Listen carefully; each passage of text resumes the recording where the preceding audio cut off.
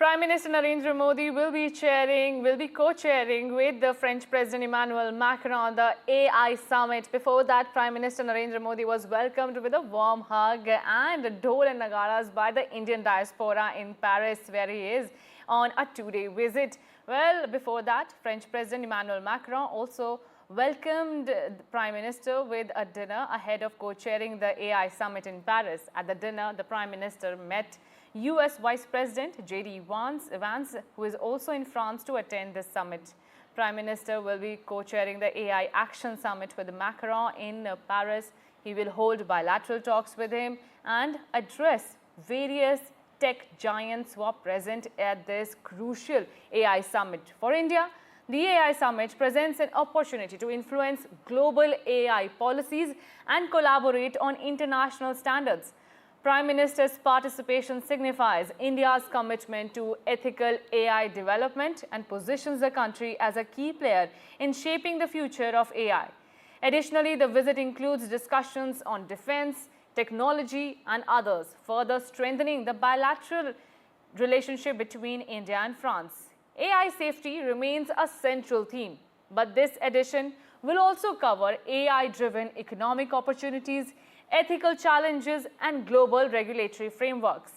A key focus will be on China's DeepSeek, a Chinese startup that has disrupted the AI landscape with its low-cost, high-performance models.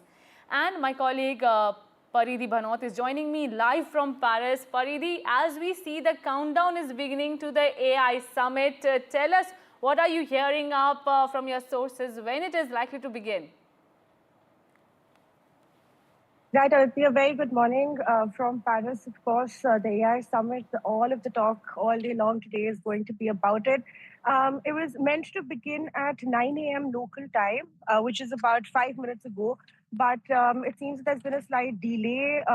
From what we hear, neither President Macron nor Prime Minister Modi are inside the venue. So technically speaking, the summit hasn't begun yet. We're expecting in the next couple of minutes, very shortly, it should begin. But those are the updates as far as the starting of the summit is concerned. Other than that, of course, Aditi, today on the cards, there's going to be 5 key things that are going to be talked about. The first is the future of work, which is how to ensure that AI does not take away jobs. The second thing that's going to be talked about is innovation and investments in the innovation of artificial intelligence. The third thing is going to be about governance and global regulations, how to ensure that there are rules and regulations that are made for artificial intelligence.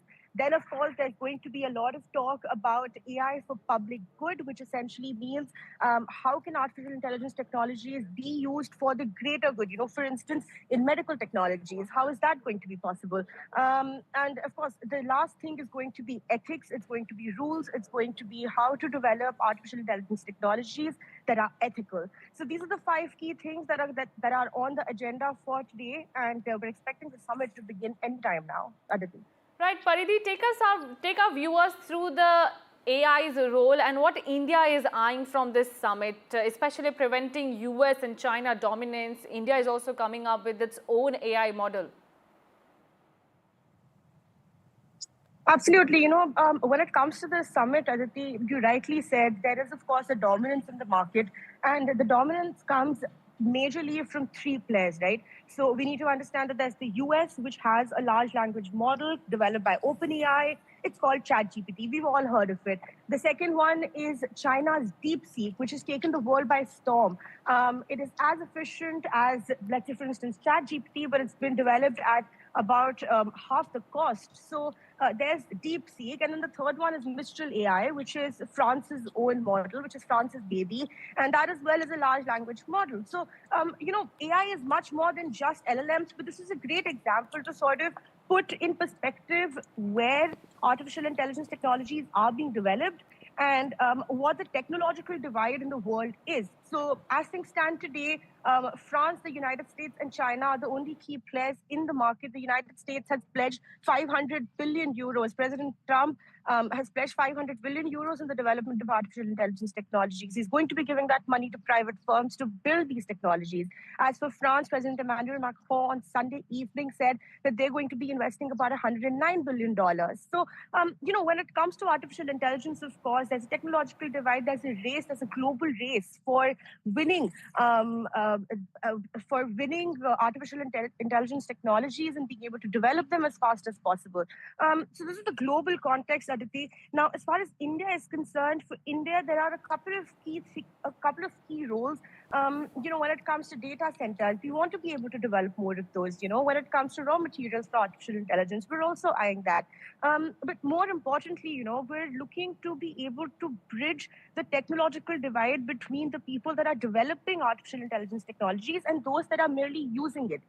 So for India, it's really a twofold challenge. One is the responsibility of representing the needs of India as well as the global south, and then on the other, ensuring that there's going to be enough investment, there's going to be enough collaboration with global actors to be able to develop successful artificial intelligence technologies. And lastly, Aditi, you mentioned really briefly about how India is also looking to develop its own large language model, its own LLM. And I believe, if I'm not mistaken, it was about a month and a half ago that the IT minister had said that in the next 10 months, we can expect something from India. So all eyes, of course, are set on India as well. India is going to be a key player, especially as the co-chair of the summit. India, of course, is going to be one of the countries that people are going to be looking to and tracking closely what we're doing, especially in the field of artificial intelligence. Aditi. Right, Pariti, if you're aware of the key bilateral meetings that will take place, amid this summit, tell us what bilateral meetings are planned with India. Already, we know 100% that there's going to be a bilateral between Prime Minister Modi and President Emmanuel Macron. Also because the two countries have a lot to talk about, when it comes to defense, when it comes to civil nuclear technology, civil nuclear deals, when it comes to the Rafale jets, when it comes to exchange of trained personnel, things like that. So India and France have a lot to talk about, and there's going to be that bilateral, which is going to take place 100%. We're certain of that. We're not expecting bilaterals with the United States because we know that the Prime Minister is already going to be heading to the US on the 12th, which is tomorrow. So, we are sure if the bilateral between India and France, but for others, it's really a rolling ball, and we're going to have to wait and watch who Prime Minister Modi speaks to on a one-on-one basis. Absolutely, Paridi, and it will be crucial to see if India, actually holds a bilateral with the Chinese Vice Premier who is there, while we all talk about the deep seek that has created a storm in the AI space. Paridi, while Macron is pushing for this AI summit, he has also posted a couple of videos highlighting the misuse of AI. He posted a series of deepfake videos of himself as well when he fell victim to this AI misuse. Tell us how this AI summit will actually focus on, this misuse of AI stays at bay.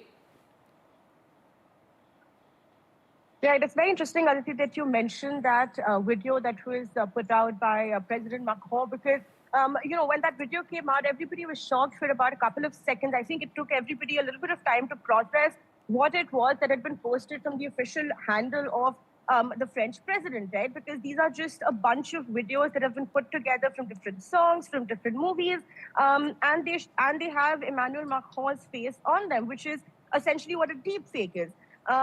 Which is one of the ways in which artificial intelligence is being misused, and it's one of the greatest concerns, in fact, of artificial intelligence. So it's really interesting that you mentioned that, and that's a great segue actually to talk about the ethical responsibility that the world has at this moment to be able to ensure that artificial intelligence technologies are developed, but they're developed in a fashion that it does not hamper the greater public good, right? So two key themes that are being talked about at the summit. One is AI for public good, And the second is going to be on regulation. So it's going to be how to regulate the AI market, how to ensure that there is democratization when it comes to development of AI technologies, when it comes to rollout of AI technologies. So these are really the two things that are going to stand out. I'm going to talk our viewers through what this essentially means.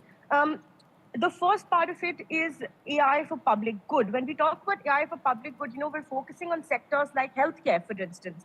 There is a startup in France, and I'm going to explain what I mean by that with a small example. There is a startup in France, an AI startup, which has been able to detect cancer early by using artificial intelligence technologies to be able to identify the cancerous cells that are present in, let's say, the brain, for instance. So those cells which the human eye would otherwise miss, artificial intelligence is of great use because it's able to understand what these cells look like, and then it's able to identify them. So AI for public good, that's the first big thing that's going to be talked about here. The second thing is regulation, Aditi, because when we talk about regulation, there are two key stakeholders in this game that we need to keep in mind, right? There's the public and then there's the private. So when it comes to the public, when it comes to governments across the world, they want regulation. They want to push for regulation that ensures that AI is not just in the hands of, let's say, one big corporation. And then on the other hand, you have the private players, which of course are looking at their own interests. They're looking at how they can, say, perhaps generate profits from AI. How can they be the leaders in this race? So there's really these two stakeholders that we need to look at really closely when it comes to regulating artificial intelligence. And I think that's precisely where the AI summit, where the AI Action Summit here comes into the picture, right? Because you have the private sector, you also have the public sector. You have heads of states and you have CEOs of big global tech companies that are here, that are on the same platform. They're in the same halls. There's nowhere to escape. And well, they have to talk about the difficult things. They have to talk about regulation. They have to talk about having ethical boundaries. At the same time, they also need to talk about democratization, sharing of these technologies, cooperation between nations. So that's really the crux of the matter, Aditi. And these are the two things that will really have to be focused on to ensure, like you said, ethical use and development of AI. Absolutely, Paridhi. That was a delightful chat with you. Thank you so much for joining us. Dominance and democratization that Paridhi talked about, that's the essential key takeaway. What's this AI summit will look like? What will be the final agenda and how the talks will curl out? Well, that remains our top focus here at NDTV. Don't forget to tune in as and when it starts. It will be a rolling coverage here on NDTV.